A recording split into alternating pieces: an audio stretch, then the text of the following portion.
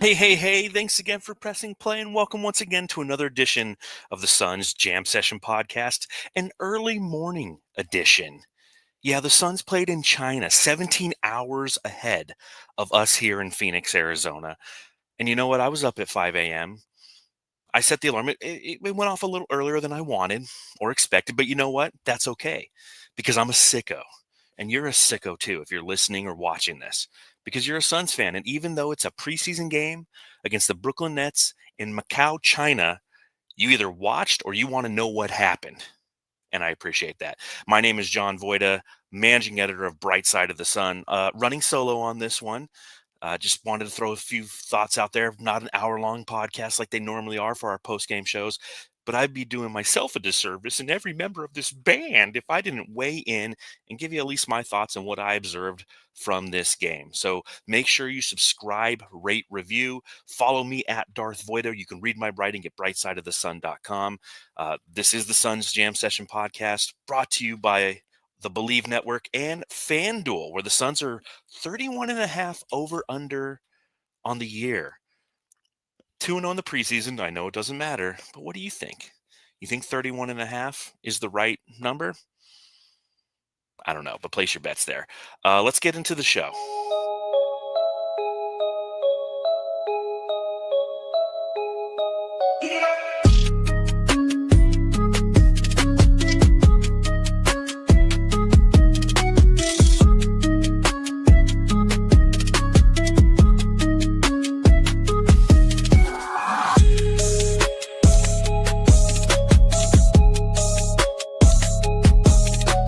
Hey, you're listening to the Suns Jam Session podcast, shooting the shit about the Suns since 2019. That's right. The Phoenix Suns win their second preseason game in overtime, no less. Bonus basketball. So for those of you who didn't want to set your alarms, didn't want to get up at 5 a.m. to watch this game, let's say you woke up at 7. You still had plenty of basketball to watch because this went to 5 total periods. But it didn't appear that way right off the bat. And that brings me to my first question.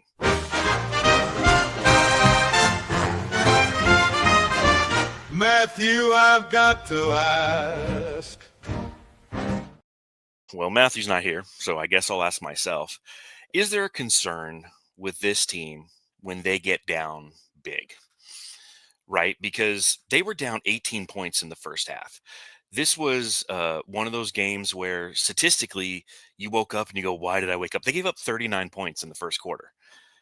But that being said, in that first quarter, the Brooklyn Nets simply shot the living shit out of the ball. Right? They were 68.2% from the field. They were 15 of 22. They missed 7 shots. They couldn't miss. The Suns were respectable. You know, they scored 29 points. They were 10 of 22 from the field. But the fact that and Cam Thomas, by the way, had 14 points in the first quarter. I mean, like I said, couldn't miss. Cam Thomas in that first quarter, 6 of 6 from the field, 1 of 1 from beyond the arc for those 14 points. It was a situation where it felt like they just couldn't miss. And because the Suns were missing more often than the Brooklyn Nets, the Nets were getting out in transition. And if they weren't scoring on their first action, they were forcing the Suns defensively to try to react to the transition and or the second action. And because of that, this team felt a little disjointed on defense. And that's kind of one of my concerns and as every team with new assets has every season, right? Is what does the chemistry look like on the defensive end, especially for a team like this who's going to make their bread and butter on that defensive end. So second actions, they're having a hard time defending, closeouts, things of that nature. So give Brooklyn credit because they took advantage of it, but they also made those shots and went up big. And, that's where you start to see the rumblings online. If you're up that early to see the rumblings online, you see that people are concerned with the fact that the Suns aren't going to be able to shoot their way back into games like this, which I completely understand. We don't have the offensive firepower this year, at least in my opinion, outside of like Royce O'Neal, Grayson Allen coming off the bench. We don't have that offensive firepower from our starting 5 to really hang with teams who go on heaters. Dylan Brooks, quality 3-point shooters, he showcased tonight. Devin Booker's always been kind of a subpar 3-point shooter, or average, if you will, 35%. So is Jalen Green, who didn't play in this game. So that was kind of the first test that we saw from of this team this season, because obviously in the first game against the Lakers, we really didn't get that. So the question, answering my own question that I posed to myself is there a level of concern? That there will be a level of concern if the Phoenix Suns can compete with highly talented offensive teams. Now, thankfully, the Brooklyn Nets, they're not what you would define as a highly talented offensive team. And the Phoenix Suns did something that I thoroughly was impressed with, and that was the fact that they made adjustments at halftime. They actually came back out, and it looked like Jordan Ott changed some things up. He's Jordan. He's Jordan now. The best coach Sparty money has bought. Yes, he's Jordan. He's Jordan now. This team, with the adjustments made at halftime, came out and really locked up the Brooklyn Nets. And I think that, obviously that was the turning point in the game. Because if you're looking at the Suns long term, from this game, like what can you gather long term from this game? It's the first 3 quarters, because that's when the starters are playing, right? And the rotational guys are playing. Once we got into the fourth quarter, you look at total minutes in the fourth quarter, right? 10 minutes from Jared Butler, 10 minutes from Rasheer Fleming, Jordan Goodwin, Nigel Hayes Davis, Kaman Malawach. All of them got that time because those are hey, let's see what they got, guys. Between Jordan Goodwin and Jared Butler, and we'll get to Jordan Goodwin later. Kaman Malawach, Rasheer Fleming, Nigel Hayes Davis, 2 of those guys are developmental guys. So the first 3 quarters is what really mattered. And in that third quarter, the Suns came out and defensively locked down full court pressures, creating disruption. So you have this factor of, they turned the Brooklyn Nets over 9 times in the third quarter, and they get 14 points off of those turnovers. The Brooklyn Nets also, because of the pressure partially, but because they started just missing shots, now you have the Suns in a more set defensive, set defensive schemes. And, they go from shooting, 68% in the first quarter, and they shoot 17% I'm sorry, 12% in the third quarter. They were 2 of 17. And the Suns, from a possession standpoint, had 22 shots to their 17. And that's the mold. That's what the Suns are going to have to do to be successful this season, is be defensively locked in, create pressure, create disruption. And ultimately, that's what even the score of the game. And by the end of the third quarter, it was 89-84. And then the fourth quarter kind of happened where, it was a lot of, quote unquote scrubs who still played well. And it was good to see them play well. And we'll get to them momentarily.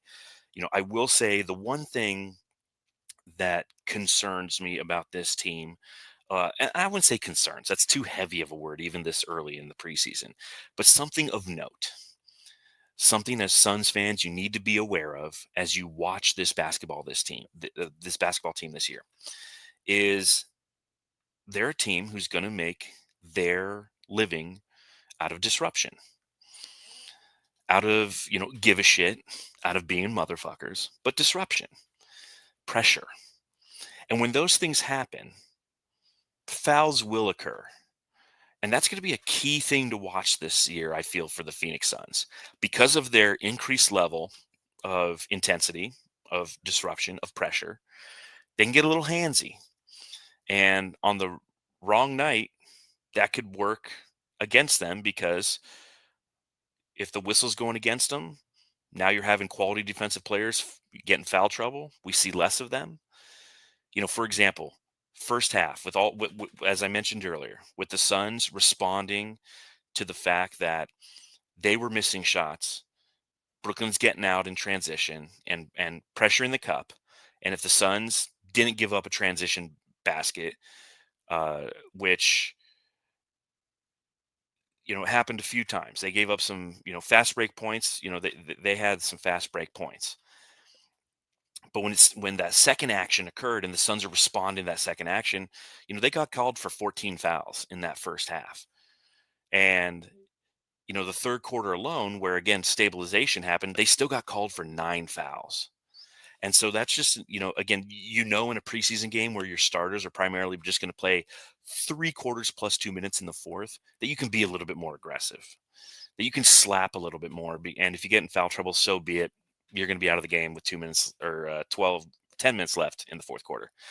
But it's something to be cognizant of as we embrace who and what the Phoenix Suns are going to be this year. Is there a team that will be in foul trouble at times, and that might hurt their overall ability to be effective consistently on offense because the players are going to be watching from the sidelines. So just one of those little things to keep of note. Uh, let's see. By the way, if you're watching live, thanks for hanging out. Let's look at the chat. Let's see what some people are saying. And Stacker One, hi, great comeback. Let's go Suns. John Tran, what's up, John? I haven't seen you in a while, bud. Never doubted the result. He. Yeah, I feel like we all. But like before my first cup of coffee was even done brewing, we were down 20-4. I was like, what happened? Um, Mark Prager, I believe. I love the fight on this team. We won. That's all that matters. I don't know if winning matters in the preseason, but I think that the way that they played matters, and obviously that equates to victory. So if like A equals B, then B equals C, then A equals C, through that delineation, I think that Mark, you're right on point there. CL Oracle. I hope we can see Jalen Green and Mark Williams with this starting group in the preseason. I do too. I think that that's going to be very vital for this team because again, that's two of our starting five haven't played yet, and we want to see what it looks like, and we need to develop that chemistry. The other side of this is Mark Williams is going to be out a lot this year because he's always injured. So I guess we're getting a preview. Preseason for the refs, says Seth Logan Hopkins. Always forget about that. T.O. says the rooks looked good. Yeah, I agree with the rookies looking good. So let's do some Mala Watch. Mala Watch.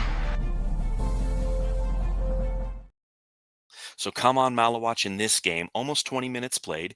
He was 3 of 4 from the field. The only field goal that he missed was a three-pointer, which I'm glad that he took. Ended with a total of 10 points. He had 5 rebounds. He had a couple assists. He had 4 personal fouls and a couple turnovers. He still is obviously developing, and a lot of development needs to occur for that guy because he does look a lot lost at time.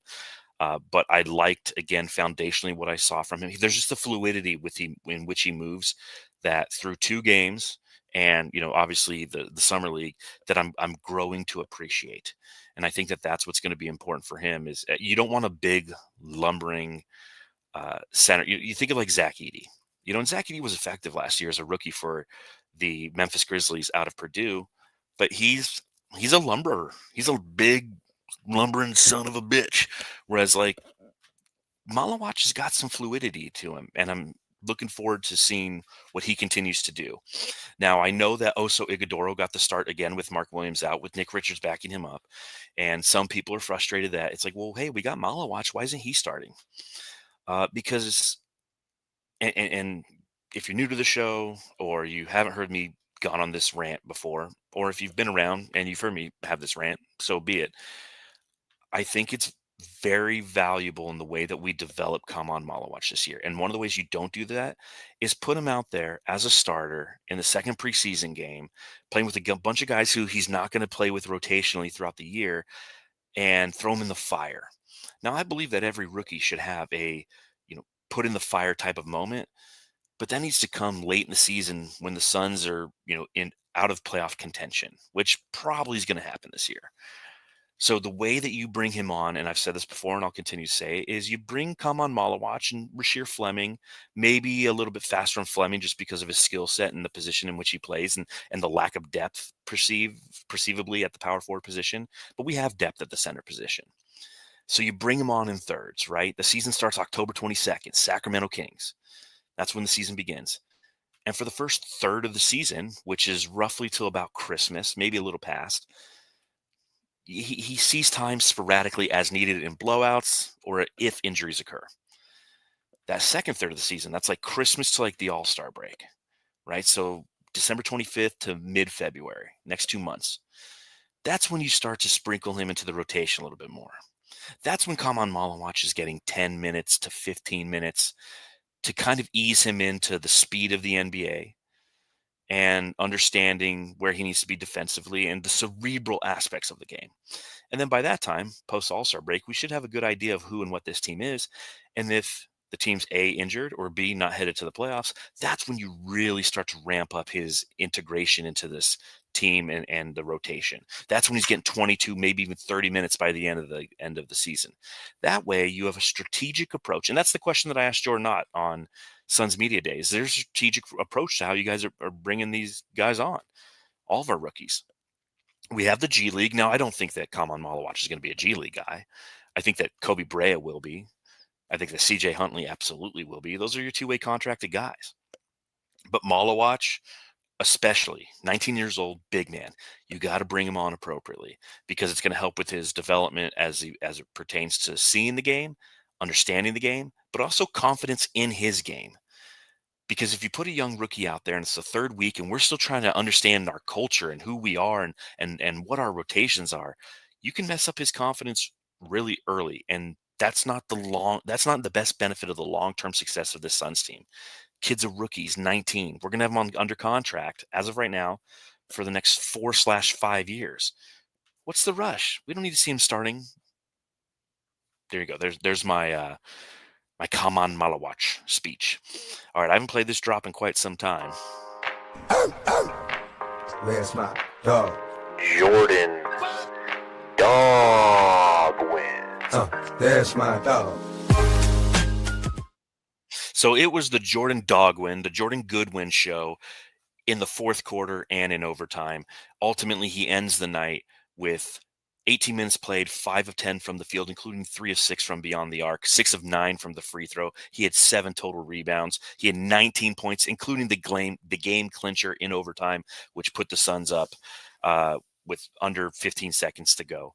And Goodwin's interesting because as I was watching this game, the front end of this game, when he was receiving early minutes, and it was him and Jared Butler out there, that's the position battle, Suns fans. Who's going to get that backup to the backup point guard position? Is it going to be Jared Butler? Is it going to be Jordan Goodwin? Now, granted, I think Jordan Goodwin missed 3 of his threes on that one possession where the Suns chucked up like 9 threes, it felt like, on one of the final possessions of the third quarter and didn't make any of them. I was like, oh my God. brick, brick, brick, brick, brick, brick, brick, brick. But Goodwin looked good, but I was contemplating, I kind of like Jared Butler a little bit more because he seemed a little bit more engaged defensively. I feel like he can be more of a microwave offensively. And then as I'm thinking this, as I'm sitting there thinking, do I write this piece for Bright Side of the Sun? Do I say like, hey, if we're monitoring like the Jared Butler versus Jordan Goodwin kind of who's going to make the team, I feel like Butler's got Goodwin cooks. Goodwin goes off. In that fourth quarter alone, Jordan Goodwin ends with 8 points on 2 of 3 shooting. In overtime, 2 of 3 shooting, 6 points. Led all Suns with 6 points. He had 6 of the 11. He matched the Nets total of 6 points in that overtime period. And I was like, well, there you go. That's how quick it can flip in the NBA. And something with 2 games left. The Suns play 4 a.m. on Sunday. And you bet your ass I'll be up for that one. I'll probably be doing a post-game pod then too. And then that final game on Tuesday against the Lakers, that's one of the things to watch for this team. It's why watching this team in the preseason is fun. Because we get to see from an identity standpoint, from a culture standpoint, who this team wants to be with the starters. But we have some rookies to watch develop. And then we have a couple position battles out there that are valuable. The backup to the backup is something that's valuable considering like our starting point guard isn't a point guard. Although what the fuck is a point guard anymore or a shooting guard? I don't know if you saw the GM survey, but Steph Curry and Luka Doncic beating out Devin Booker for shooting guards, most best shooting guards in the league from the GM. It's like, what the fuck is a shooting guard anymore? So yeah, that's kind of where we're at. Again, looking at the chat again real quick. I'm not going to be on much longer because it's I got to go to work. It's funny watching the game at 5 a.m. Let's see. I like what Seth said. He says starting rooks breeds bad habits. I completely agree with that. And again, Suns fans, we're new to this, right? For those of you who have been watching this team for the past 5 years and don't remember the 5 years before that, one of the reasons that the 5 years before that was so shitty is because we had no depth and because we had to put rookies and young players in a position to contribute early It bred bad habits. The team continued to lose. They developed poorly. And ultimately, Devin Booker is the only one to like walk away from the wreckage. Is it, it's like the Joker when he's hitting the button, walking away from the hospital. He's the one who was hitting the button as everything blew up behind him, and no one survived. Bender didn't survive. Chris didn't survive. Jackson didn't survive. Len is surviving on the bench somewhere in the NBA. So you have to. That's one of the blessings of this team right now is we have plenty of youth, but we have plenty of veteran depth that we aren't forced, at least at this point in time. Our hand isn't being forced in playing that depth, those rookies because of that depth. Candid Cam says he's clearly not ready, talking about Kaman Malawach, but the potential is insane. He actually looked better than I hoped. Kiko, why coach don't try Brea? I think it's because he's a two-way guy, and because there's no world, at least for the first half of the season, where you're relying on him at this point. He's going to get his run, and it's going to be in the G League. One of my buddies, Suns Worldwide, if you haven't checked out what he does, check it out. Follow him on Instagram. He writes for Brightside. He has some videos that he posts. But then, that's one of the questions he had in kind of like our Suns chat. He's like, dude, where's Kobe Brea? I want to see Kobe Brea. And it's like, it doesn't make sense at this time. They're not out there trying to give two-way contracted players run right now. They didn't know what they got with, the other 14, 15 guys. Like I said, position battles, development, veteran, cultural, foundational stuff. That's their approach right now. This is a good comment. Why is it scrolling funny over here? Let's see. Ted offensive. Rasheer's defense is legit. I love what I'm seeing from Rasheer Fleming on the defensive end.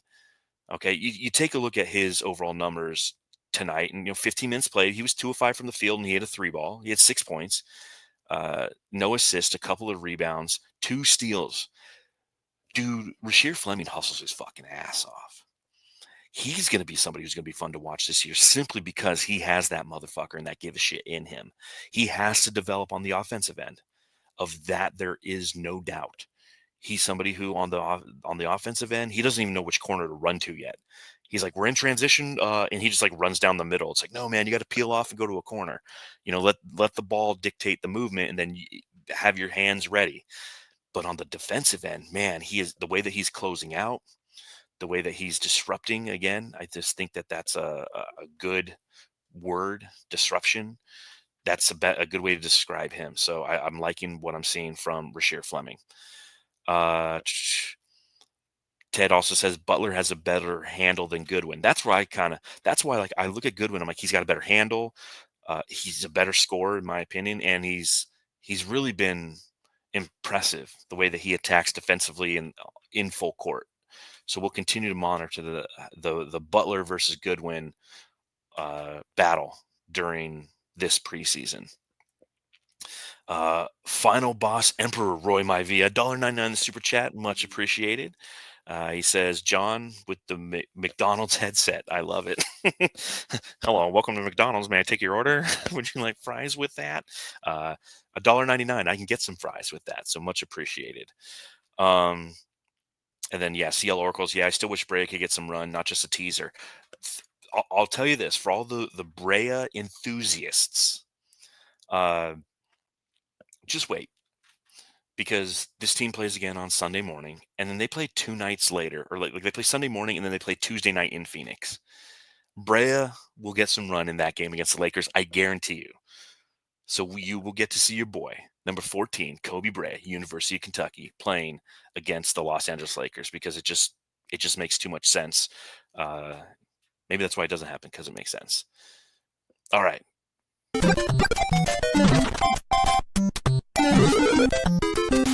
Jam star of the game.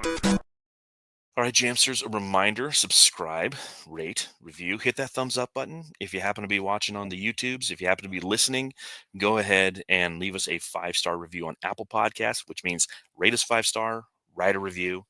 If you're on or if you're on Spotify, just leave us 5 stars. We appreciate it, man. Trust me. We appreciate it more than you know. We've been stuck at like 3,800 subscribers on YouTube for 2 seasons now. What am I doing wrong, guys? Tell your friends. Don't be that guy who doesn't sub. Whatever. And go to FanDuel and place your bets. Who do you give your jam star of the game to? If you're happening to be watching along live in the chat, I want to know who your jam star of the game is. Mine, personally, it's a guy I haven't talked up yet to this point, but he continues to impress me through 2 preseason games, and that's Dylan motherfucking Brooks. Now, I'm not going to play his drop because every time I do, I get copyrighted, so I still have to adjust that. But oh hell, I don't care. It's Google takes half your money anyways. It doesn't matter. This is my jam star.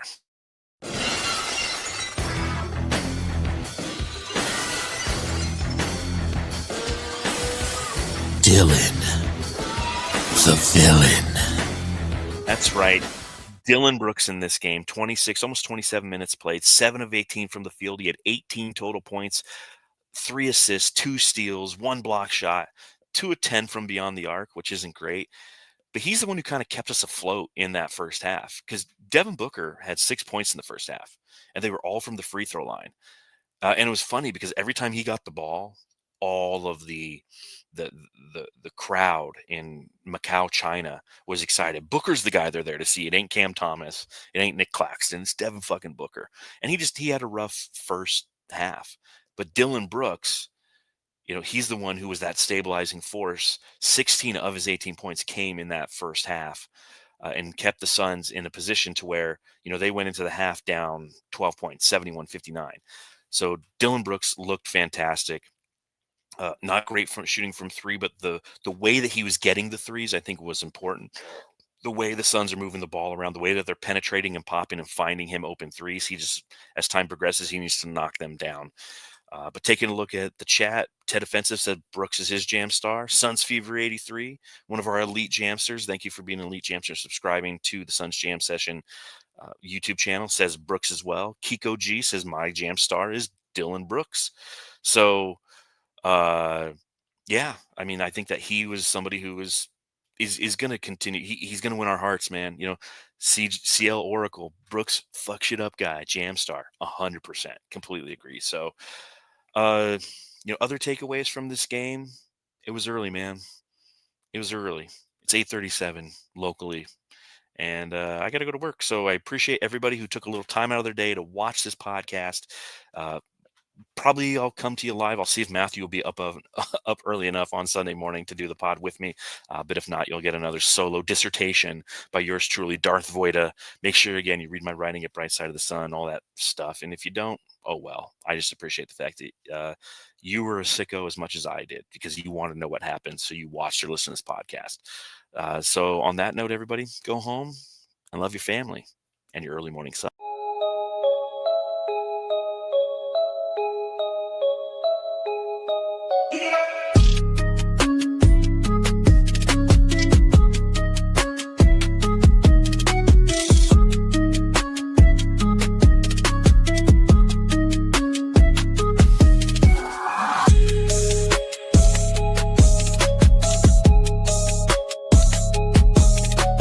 Hey, you're listening to the Suns Jam Session podcast, shooting the shit about the Suns since 2019.